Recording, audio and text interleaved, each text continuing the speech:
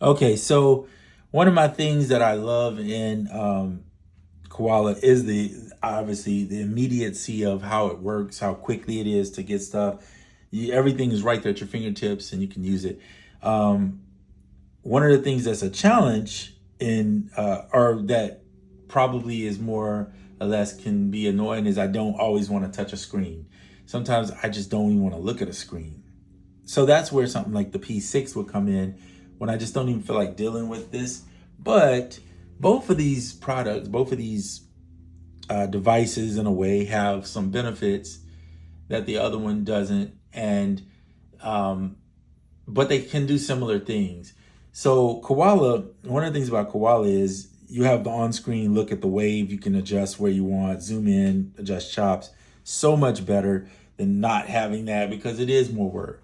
But this trains your ear a little bit more to listen to things and nuances in the music. And if you're into that and you have time to, and you want to train your ear, I feel like this one can be a lot better. The sample rate was something that I was really geeked on, and the aliasing in here for the lo-fi is really nice. Koala does have some things though that can do similar things. And so I was going to talk about that, but originally I wanted to say there's one thing that this does that I or doesn't do that I would really appreciate about Koala, and that's the chopping. This one can chop, but the way it chops across, it has to be a perfect loop, and you have to adjust. I mean, it has to be perfect, and then you can only put it in, increments, right, of how many chops you want. You can't adjust those small increments of chops. The only way to do that is to bring them back into the pads where you can adjust the start and end. Would be a nice feature, Roland, if they added the P to the P6 that when you're in the keyboard mode that you can adjust individual chops at different points. Just a thought.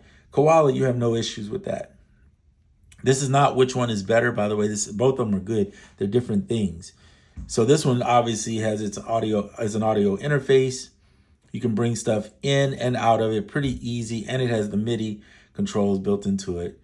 Koala doesn't. Koala has the ability to listen to things going out. In order to go in, I've talked about that before. You got to go buy a device or get a sound card to be able to do the in and out of it.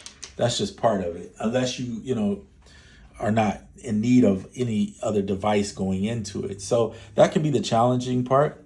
You can screen record in here for videos and then and get the audio from it, which you can't do in here, but you don't really need to screen record in here. You just record the audio straight into here. So it's a give and take.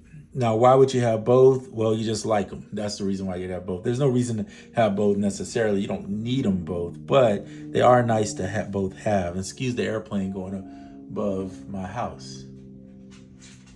Okay. Well, anyway, moving on. So one of the things I was going to say is if you needed to bring these sounds back into here for any reason, like say you chop in here because it is easier to chop. For instance, here's the sample of all four of these. If you just go to auto chop, if you have the samurai, you can set it to equal parts and have your chops right there. There's four chops, and then you can bring them over here. And then when you get in here, you have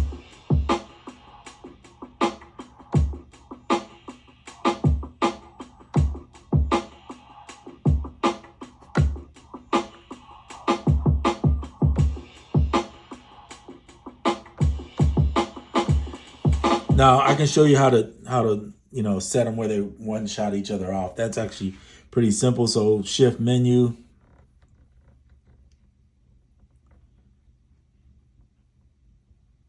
And then that way, that's metronome. No, it's not shift menu. What am I doing? It's shift voice. I'm sorry. Shift voice. And then there's a feature in there called NUGR. Go into that. And if you set it, that's your first one, right? So then you can go to each one and set each one. There you go. To there, exit out.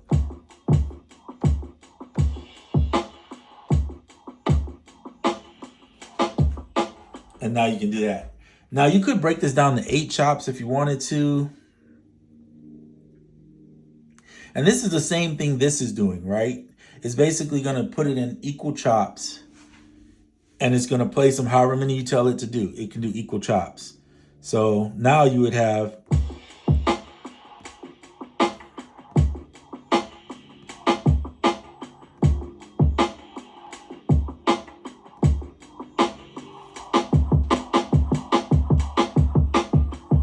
right, so that's what this is doing. Just so you can see a visual of it. That's how it's gonna chop in here. But the way around it again is chopping Koala and just send the chops over. If you want to get these individual chops.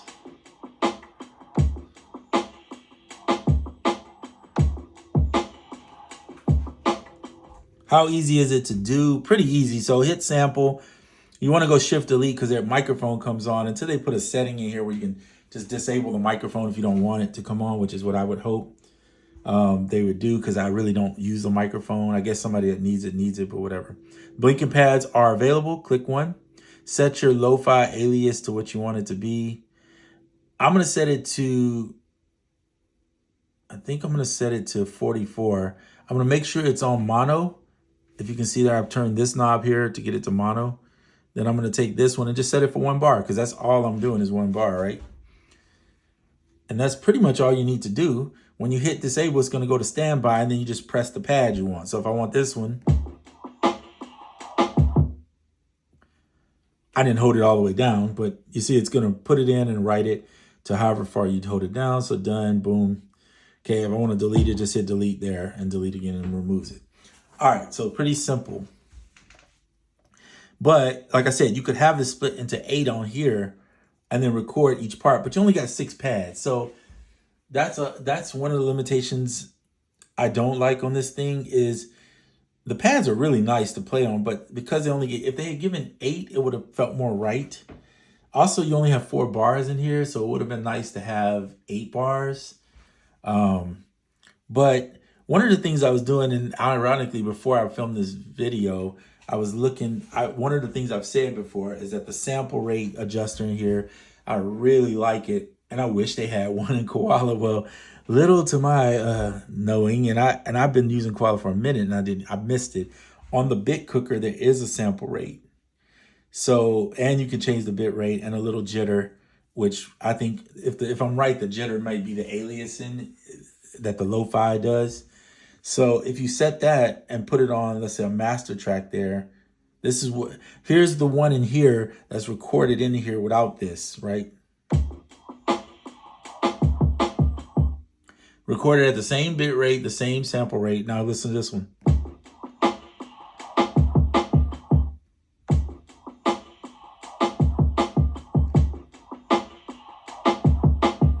Sounds familiar? Yeah. It's kind of doing it already for you in there. So you could do this in Koala without having to get this. I'm not saying that the effects in here aren't cool, then they're fun because you got a tactile feel to be able to use them. But after using the sample bit rate in here, I realized that I'm really getting the same thing using this. So it's just something to think about before you go out and buy this. I might have saved you some money. You can do it with that, the BitCooker. Just a thought. Now, why would you want this? Well, again, it goes back to, do you want tactile? This is not tactile in my opinion. I mean, yeah, sure, you can touch it, but it's not a hardware device where you're touching buttons. And this does require combinations. So you're going to have to get used to shift, menu, jumping and diving for a little bit. However, this has some very little menu diving, and it's easy to get used to when everything is just about right here that you need to do and then there's a few menus, that you have to go to, but it's not anywhere near as close. So again, I'm not selling for either one of these companies. I am on the beta team, just so you know, for this, but I still like the P6. I think the P6 is pretty dope for a device. And if you're into hardware, that's your thing, then yeah, it's definitely a great device to have. This is kind of like the same feeling I have toward Drumbo and the Electron box. I would love to get an Electron box, but I don't. There's some things about Drumbo that I like a little bit better. Polyphony. Let's just leave it at that. And then the new OPXY. I want that for sure, but could you do some of it in Drumbo? Well, technically yes, because Drumbo is a step sequencer at heart, and then there's things you can do. And I've shown videos on Drumbo where you can make similar things. So if you had the iPad, technically you could have Koala and Drumbo and do everything that you want with those two devices, but it is not the same as using a piece of hardware. It's just different. It's like I can play the guitar using ample sound stuff with this keyboard, but a real guitarist, I do play guitar, by the way. That's one of my main instruments, if not my first. Well, I started with piano, but guitar became second. But the point is that I can tell you now, when you touch some strings and you're putting your hands on a fret and you have to learn to fret notes and different chords, it feels completely different than when you're just pressing a keyboard and using a pitch wheel to bend a note. When you have to learn how far to bend up a note, it's just a different experience. So you're paying for hardware, you're paying for the experience of using something that's not in a computer, that's not like I call this a computer because technically it's sort of a computer. It's just a computer with touch. So it's a different experience. So don't get caught up in that. But if it's just for sound purposes and you just need something to do it, if you have Koala, buy into the Samurai, it's worth it to get the chopping. It's just going to be altogether just worthy of having. So buy into that, buy into these other features that it offers, because in the end, you'll find more joy in getting, if you want to get something done. Now, it's easier to sequence in here. I can tell you that up front. The sequencer in here is just a step sequencer, which you can record into, by the way, but it is easier to sequence in Koala, period. I can't stress that enough. So anyway, oh, by the way, for those people that look at the OPXY as a sampler, yes, it can sample, but it's truly not a sampler. It is a step sequencer synthesizer. That's exactly what it is. It's sequencer, but it also has synthesizers built into it. And then it has the ability to sample like some one-shots, and it can do multi-sampling too, where you sample instruments and create your own. But that's its primary function at this moment of recording this video. Down the road, it may become something more. If they add a true way of chopping in there, then it might become more. But at this present point, that's what it is. So when you look at it, don't think of it as a sampler in that essence, because it'll throw you off and you'll be like, I really want that. But it's technically not that, right? If we look at it in its truest sense of what it does, Koala is not a DAW. And Merrick, the dev, has said that it's not a DAW. It is a sampler with a sequencer, right? So it's a sampler that can sequence. This is a sampler that can sequence. It does the same thing. In fact, a lot of it is the same. The only thing that this has to me that really stands out as different, besides the fact of it being a tactile, is the fact that it has the ability to do cassette and vinyl sim, which I'm confident we don't have that on here. I can just, so I don't say that and they have to bite my, yeah, we don't have a vinyl sim on here. We do have a warble. We do have tape delay, sidechain, some things that this doesn't have. But yeah, there is no vinyl sim yet, and there is no cassette sim. So that would be two things that I would say if Koala adds that, I think would kind of be nice to see. And the lo-fi effect in here for the aliasing, I believe that's what the jitter is supposed to be in this particular device. I could be wrong, but that's what it seems to be. Anyway, there's a couple other features in here, like the scatter. I don't know if scatter is supposed to be the same thing as stutter. So if you scatter something, I could.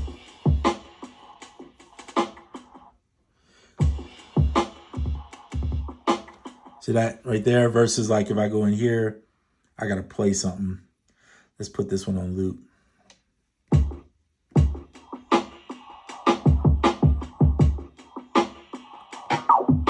Wrong one.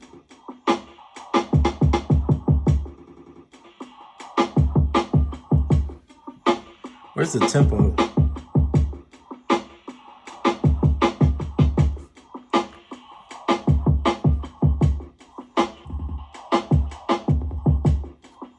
Okay. All right. I was trying to figure out which one's different. By the way, if you saw me just do something here,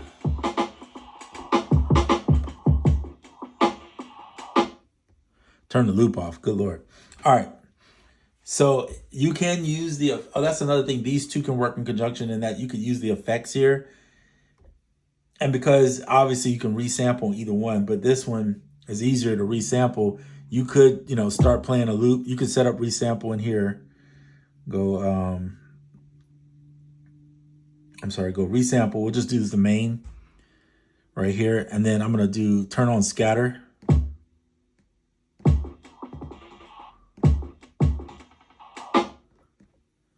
Now you just sampled in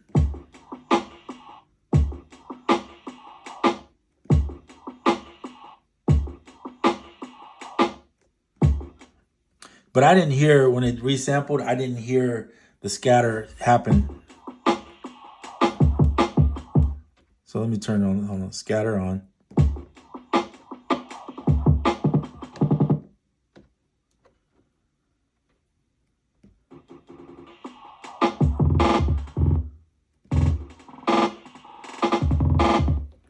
But anyway, that's the gist of what you're doing is sampling in. All right, so let's keep it pushing because I'll get sidetracked real quick doing this. Go back to the mic. So there you go. I think you have to turn this headphone on for that to work.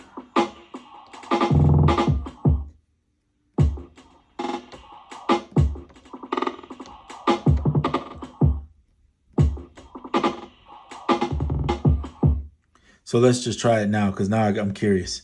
All right, so we'll go resample main.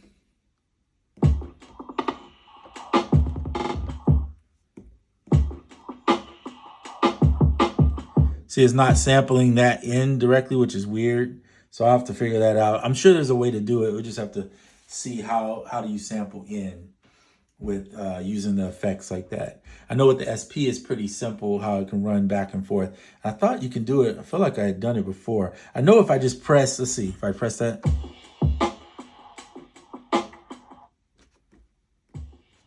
Yeah, so it does record in. It does record at a lower volume too. So you'd have to go in and normalize it.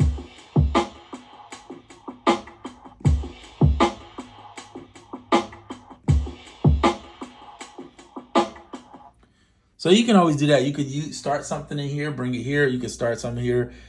I don't know why you'd want to send it back, but you could send it back if you just wanted to for some reason. Maybe you want to just use this performance-wise because you just like turning the knobs and doing that part of it. That's an option because I know the performance stuff in here is just a slider, right? So you're just sliding up. Of course, you can hold few and multiples, whatever your fingers can touch, I guess, at the same time. So you can hold those, but it's not the same. It is a different vibe using that. So anyway, that is it for this video. I just wanted to talk about that. If you don't have the money for this, don't stress about that. But you do have Koala. Use your BitCooker in here if you want for your sample rate adjustments and your bit depth, and then make yourself. You'll be happy that you spent $15 versus spending more, unless you just really want these effects. They do sound cool though, and I ain't gonna lie, that cassette and that vinyl sound really good. But there's workarounds in here where you could use vinyl. You could use vinyl, basically like a vinyl sample, and put that over the track if you have to. Remember, you don't have to delete a sample if you don't want to. Make yourself a copy. And then if you want to do something crazy with it, do something. That way you have a backup to go back because you can't undo once you delete it. So once that's gone, I can't go back, well, I want to undo that and bring that. It's not there. So it literally deletes it. So just make yourself copies and don't feel, you got 4 banks of 16 pads each bank. So feel free to, use your banks. It's not that big of a deal. All right. That's the end of this video. I'll see you on the next one.